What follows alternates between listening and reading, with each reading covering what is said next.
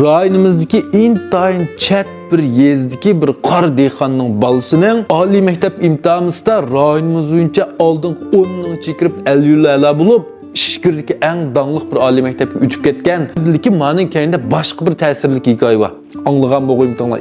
Endi bu bola nalik ishkirlik qaysi maktabga o'tdi degan ma inchik mazmunlar esimda qolmabdi. Lekin bu hikoyaning asos qurilmasi esimda. Başta bir so'zlab beray, anglab beqinglar. Bularga foydasi tegadi deb o'ylayman. Shundaq chat yezdagi bir dehqonning balasi ishkirlik shundaq noyat dangliq oliy maktabga Shinjongdagi oldingi 10 ning ichi kirib o'tibdi-da bu aliylar. Shuning bilan bu yezdigan voy xo'shallik yet bayram bo'lib, hamma odam olqishlab, bu yerga yeza noyat kelib xabarlarga tortdi-da vaqtda. Gençlerinin, mağrib orullarının, hükümet orullarının bularını qo'llab, maqtab, yordam qilib to'xtamay ziyorat qilibdi. Shunlar mush ziyorat kelgan vaqtning o'zida bu balani ziyorat qilib, sizni ota-onangizni ayt yaxshi tarbiyalab ekan, mandaq bo'pti ekan. Sizga qanday o'g'inish qil, qanday nim qil deb qanday nasihat qildi degan vaqtning o'zida bu bala menga dadam azaldan o'g'inish qil demaydi.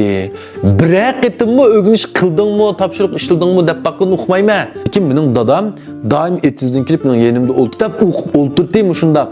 Biroq mening eng hayron qolganim men tunugin dadamning asli bir savossiz qarg'o'saq ekanligini bildim debdi. Hamma hayron qilibdi deb bu nemishdi deb degandan keyin endi bir yaxshi oliy maktabga o'tgan dehqonning balasi bo'lgandan keyin hukumatlarimizdan qo'llab uning bir yordam pullari kelibdi-da men o'qishga bordiganga.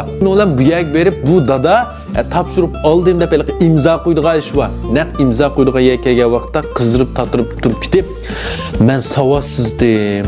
Hatta ismimni yozolmayman debdi. Ma bola anglab hayron qilibdi buni. Bu dada sen kunda kitob o'qiydingmi, shunday qilib qanday ismingni yozolmamsa hatta deb shuncha haqni oldidan yüz tushgandek bo'lib, mana yosh bolaning g'ururi kuchli bo'ldi degankin dadim shu yadini tatlab turib ketibdi. Endi bu bola dadasiga kirishib so'rgankin debdi. Bolam, men asli bir savossiz qarqo'saq, xatni tunmayman. Onlab ismimni yozolmayman.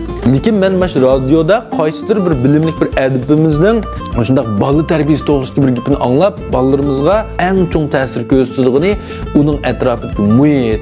Shu atrofidagi muhitni biz o'rganishga mos qiladigan qilib bersak, mana shu atrofida bizimdan kitob o'qisak, mendaq bo'ldi degan mana shu gaplarni anglab olgan. Şunun bilan 10 yılda yaqin men shuni doğrab baqdim. Chunki men sana o'rganishing nan qilamiding u bu deyish emas, kitoblaringni to'g'ri ratlab berishga qurbim yetmaydi. Lekin shu muhitni amalga shuni o'qishni birligidek men kitob o'qib o'ltirsam, shunday qildim deganki bu bolam turib ketib, o'ylab baqsa, dimsim dadasining nech qitim kitobni ta'tir tutib o'qib ketgan ish qildi-chu. Nurg'un qitimlab qarasa bu dada kitobni ta'tir tutib o'qiyotgan. Voy dada ta'tir tutib yetsa, kitobni bunday zangli qilib chaqchaq qilib o'tib u vaqtda bundaq yigitib o'ylamaganda bu balma emni xiyol qilib baqsa ras shundaq tug'an.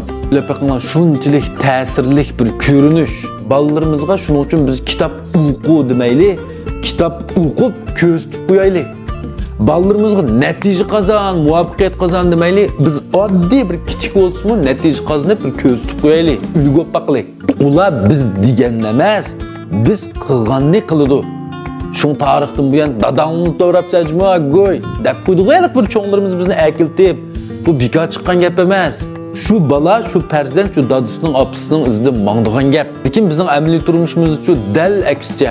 Balalarimizga kitob o'qi, o'rganishni yaxshi qil deb qo'ymaymiz, lekin o'zimiz jillab biror parcha kitobni o'qimaymiz bolamizning oldida. Balalarimizga tilf o'ynasang qanday qildi deymiz. Ballarımızın yenimizde ögünüş kıvassak, kaçırıp biz doyun şuval qilib, saat-saatlab o'ltiramiz.